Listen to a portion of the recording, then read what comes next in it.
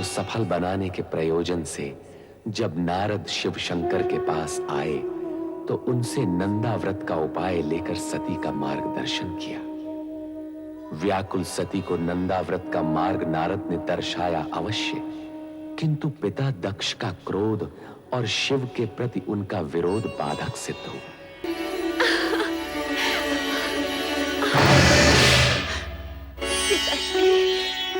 पिताश्री, मेरा व्रत सफल हो गया। पिताश्री, मेरी तपस्या सार्थक हुई। सती, अपनी चेतना में लौटाओ। पिताश्री, मैं तो पूर्ण रूप से चेतन हूँ। मेरी साधना की सफलता ने तो मुझे और चेतन कर दिया है, मुझे और चेतन कर दिया है। पिताश्री, सती, प्रलाप बंद करो। अब तो आलाप आरंभ हुआ है। पिताश्री, दिव्य सुर और मधुर झंकार से पूर्ण आलाप। भगवान शिव ने मुझे अर्धांगिनी स्वीकार करने का वरदान दिया है। पिताश्री, मुझे वरदान दिया है, मुझे वरदान दिया है। वरदान? तुम्हें अर्धांगिनी बनाने का? क्या उस भस्म लिप्त देव को हम अपना जामाता बनाएंगे? कदापि नहीं, कदापि नहीं सती। हम ये वरदान फलित नहीं होने देंगे, नहीं होने देंगे।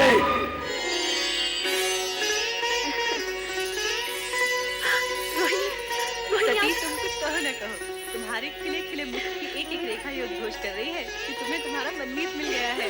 जल्दी बताओ ना सती, नंदा व्रत का प्रयोग तो सफल हुआ? शीघ्र बताओ ना सती, फिर हम भी अपने मनचाहे पति को पाने का प्रयास आरंभ करें। हाँ, मेरा व्रत सफल हो गया है। मेरे आराध्य ने मुझे दर्शन दिया और कहा वे शीघ्र ही मुझे पत्नी रूप में वरण करेंगे।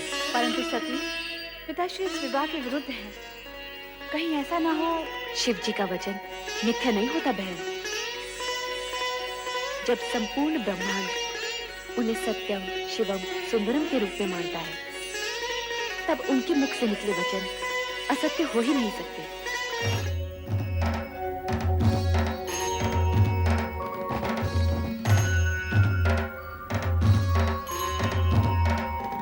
सत्य और सुंदर स्वरूप भोलेनाथ, श्री शिव शंकर के चरणों में ब्रह्मा का प्रणाम।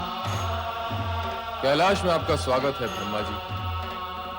आपके लिए एक शुभ समाचार है। दक्ष पुत्री और आपकी पौत्री की तपस्या से प्रसन्न होकर मैंने उसे अपनी पत्नी बनाने का वचन दे दिया है।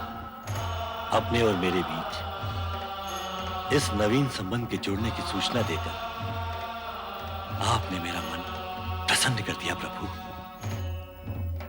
मैं आपका अति आभारी हूं। इतना अधिक भी प्रसन्न मत होइए ब्रह्मा जी। कहीं ऐसा ना हो कि आपकी प्रसन्नता आप तक ही सीमित रह जाए।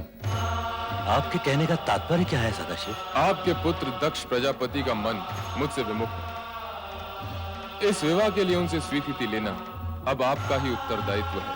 आप निश्चिंत रहिए शिव शंकर जी, वैसा ही होगा जैसे आपकी इच्छा है।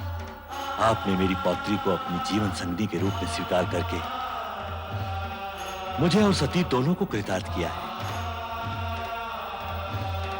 मैं पुत्र दक्ष से स्वयं अनुरोध करूंगा और मुझे पूर्ण विश्वास है कि वो इस अनुरोध को आज्ञा मानकर इस विवाह के लिए अपनी स्वीकृति दे देंगे।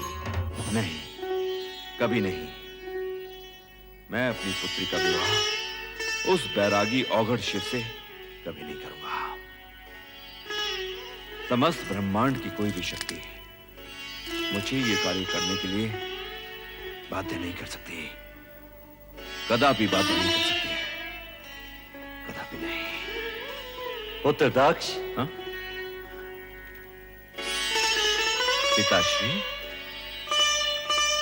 प्रणाम पिताश्री। आयुष्मान भव। समस्त ब्रह्मांड की शक्तियां जिस शक्ति को अपना आराध्य समझती हो, उन भोलेनाथ की आज्ञा का पालन तो तुम्हें करना ही होगा पुत्र। इस विवाह को तुम रोक नहीं सकते। पिताश्री, शिव प्रेम के दंश ने सती को तो बुद्धि भ्रष्ट कर ही दिया है, परंतु उसकी मां अर्थात आपकी पुत्र वधु वीरनी की भी मति हर दी है। पिताश्री, अब आप ही समझाइए इन माता पुत्री को। समझाने तो हम तुम्हें आए हैं पुत्र। इस विवाह में बाधक मत बनो। इसे हमारी भी आज्ञा समझो। ये आप कह रहे हैं पिताश्री? हाँ, ये हम कह रहे हैं। ये जानते हुए भी कि राजकुल में जन्मी पली बढ़ी आपकी पौत्री को इस विवाह से केवल कष्ट ही कष्ट होने वाले हैं। तुम्हारा ये सोचना सर्वथा अनुचित है दक्ष। तुम तो एक राजा, मात्र एक राजा। संसार के समस्त राजघरानों की वैभव संपदा को यदि तुम एक पलड़े में डाल दोगे, तब भी भगवान शिव के वैभव और उनकी गरिमा का पलड़ा उससे कहीं अधिक भारी होगा। परमपिता, यदि आपका कहा मान भी लिया जाए तो भी विधि के अनुसार मुझे सती की अन्य बहनों का विवाह पहले करना होगा। उसका विवाह तो तभी हो सकता है जब मैं तुम्हारा अभिप्राय समझता हूं,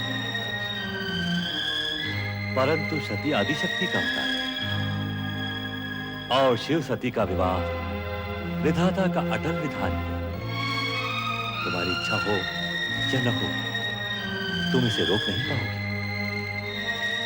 मेरा कहा मानो और सहर्ष इस विवाह के लिए स्वीकृति दे दो। स्वीकृति दे दो पुत्र। वत्स दक्ष, स्वीकृति दे दो। स्वीकृति दे दो पुत्र।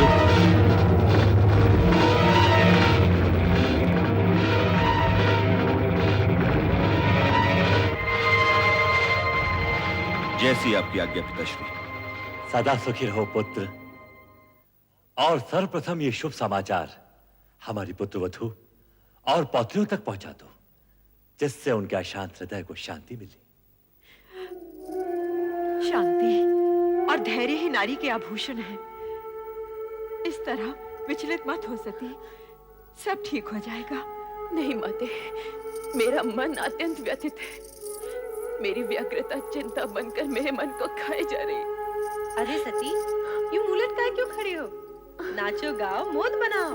पिताश्री ने तुम्हारी मन की इच्छा को स्वीकृति दे दी है और भगवान शंकर से तुम्हारे विवाह की घोषणा भी कर दी है। हाँ।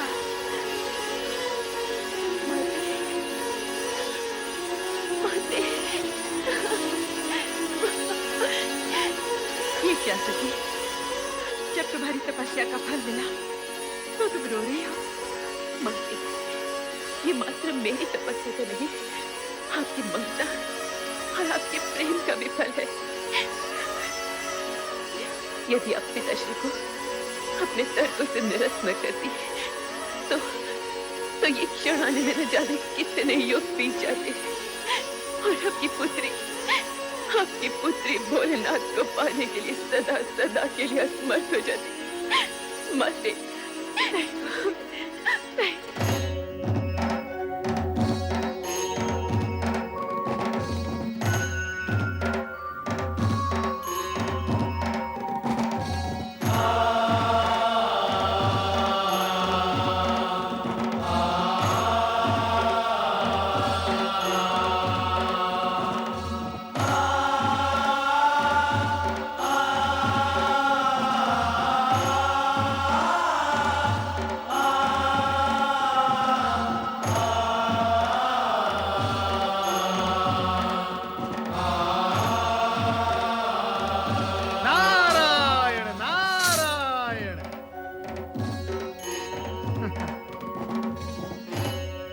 महादेव, क्या हुआ?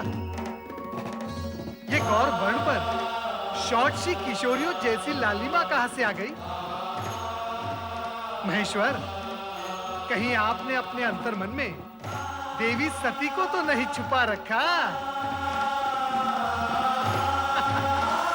नारायण नारायण।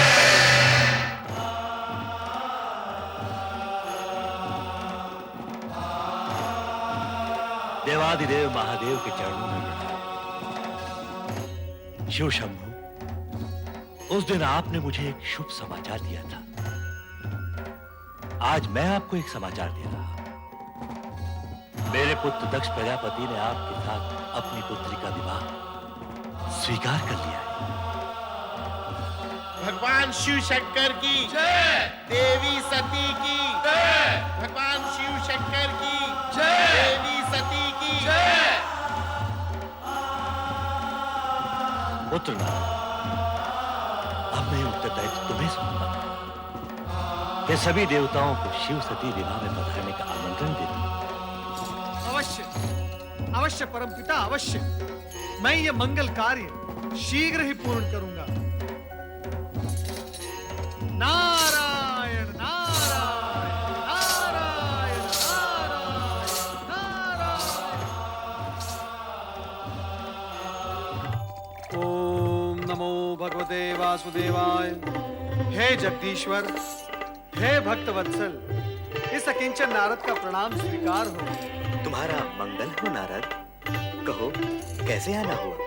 परम पिता ब्रह्मा जी के आदेशानुसार मैं आपको शिव सती विवाह के लिए निमंत्रित करने आया हूँ।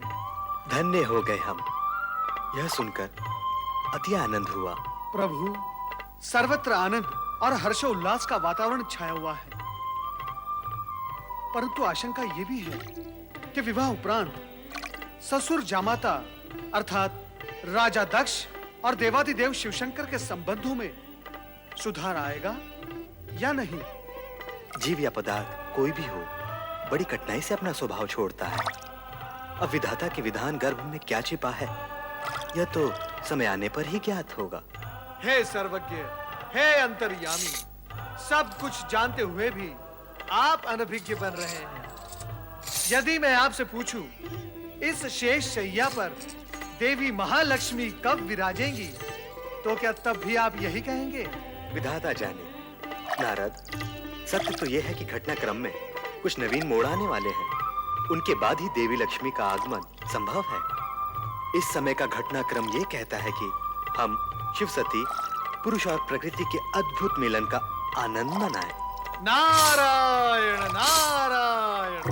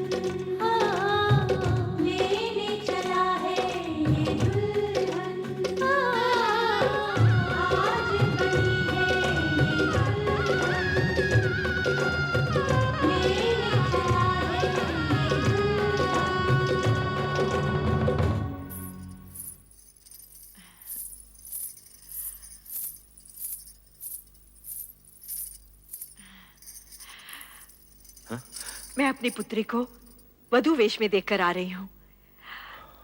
कितनी सुंदर लग रही है वो। उसके मुख की शोभा तो देखते ही बनती है। हे प्रभु, मेरी पुत्री का मंगल करना, उसे परम सुख और सौभाग्य देना। ये क्या, आपकी पुत्री का विवाह है और आप प्रसन्न नहीं? नहीं, कदापि नहीं, क्योंकि जो कुछ हो रहा है वो तुम्हारी और पिताश्री की इच्छा से हो रहा है। और मैं जानता हूं कि सती के मुख पर आज जो आभा है वो कल धूमिल पड़ी जाने वाली है। हमारी पुत्री को इस विवाह से केवल दुख और निराशा ही मिलने वाली है। ऐसे अशुभ वचन न बोलिए स्वामी। प्रभु से प्रार्थना कीजिए, हमारी पुत्री सदा सुखी और सौभाग्यवती रहे, उसका जीवन मंगलमय हो।